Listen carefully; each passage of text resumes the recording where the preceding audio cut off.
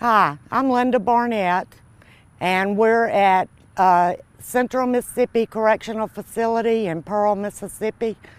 This is where Michael Lindsey who was convicted of manslaughter when he defended his life at his own front door. This is where he's housed right now, making the best of it, best he can, until we can prove what really happened. So, what else?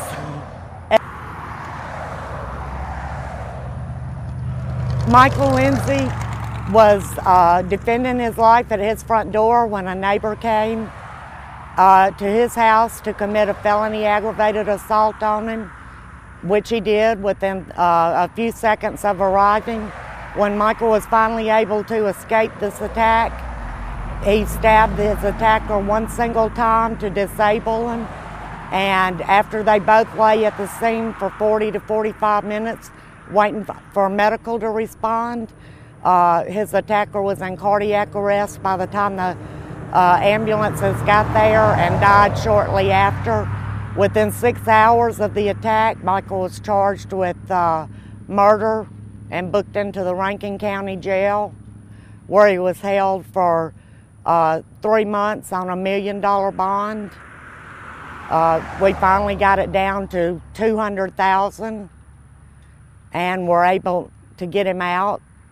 He waited 3 years for trial. The prosecution amended the indictment the week before trial was to start to habitual for something that happened 30 years ago when Mike was a teenager.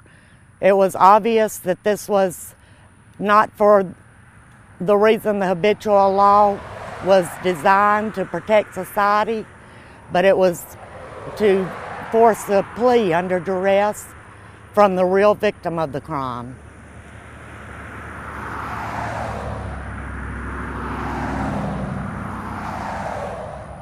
This is Michael Lindsey's booking photo that was taken 6 hours after he was attacked and released from the hospital. As you can see, he's got up to close to 50 stitches on his face. His hair is sticking out stiff. That's because of the dried blood. And he's got on 2 hospital gowns because when he was released from the hospital, he didn't have on any clothes except his underwear, and he didn't know where they were. I had seen the attacker tear his shirt off, but I didn't know where his pants were. Eventually, we found out that the paramedics had cut his pants off because they couldn't determine where all of the blood was coming from. And so he was booked into the Rankin County Jail by the Pearl, Mississippi Police Department, initially on a $2 million bond. It stayed at $2 million to the preliminary hearing. A week later, the information I have from the preliminary hearing says, it's got written on the copy, bond will be reduced to $1 million if he waives his right to a preliminary hearing. 2 years later, his attorney accidentally found these crime scene photos of Mike that had been withheld by the prosecution. They were taken when the police department arrived on the scene. Officers' reports say that Mike was laying on the ground, covered in blood and unresponsive. These were found the week before the second trial date was supposed to start.